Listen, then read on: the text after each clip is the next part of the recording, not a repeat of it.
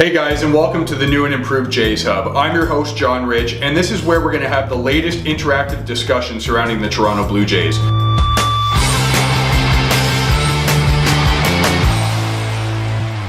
Now, it is the Major League Baseball offseason, but we're going to get right down to it because there are a lot of things happening in the Toronto Blue Jays organization right now.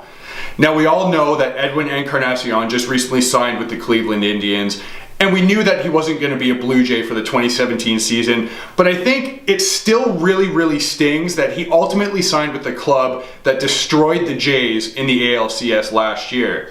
Now, I think it's important to remember that Edwin signed with Cleveland just one day after his agent was on Sportsnet 590 The Fan and went on and said, you know, Edwin's top priority is to stay with the Blue Jays, but ultimately I don't think he's going to stay with Toronto.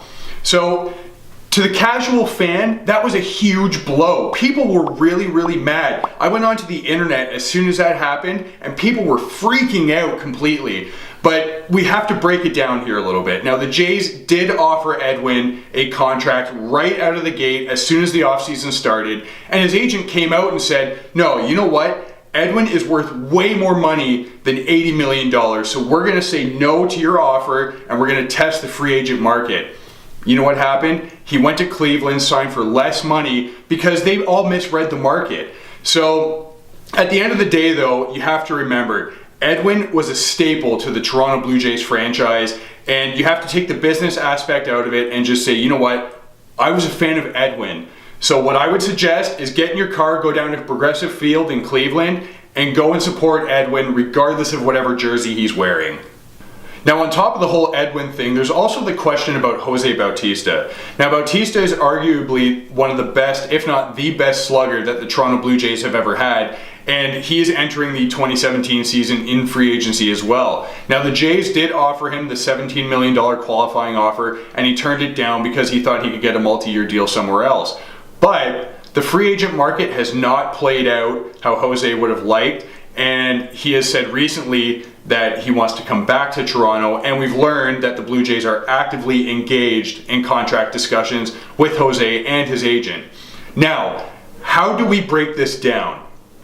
I think you offer Jose a $20 million deal for the 1 year just to kind of see where things go with it. Now, he is injury prone, but he's in good shape as well. So do you put him in the DH spot and get 25 or 30 home runs out of him? I say you take that chance. It's not going to hurt the club. It's only going to help Jose, because if he has a good year this year, down the line he's going to be able to kind of stir the pot a little bit in the free agency market and try and land a 1 or 2 year deal somewhere else. And if not, well, the Jays took a chance, you get a few home runs out of him, and you say goodbye. Alright, now probably the biggest thing happening in the Blue Jays world online right now is this potential feud between Marcus Stroman and Aaron Sanchez. Now, we all know that these guys were branded as brothers during last season and the 2015 offseason. They were living together, they were working out together every day, they were going out to eat together, they were partying together. These guys even invented their own hashtag Strochez.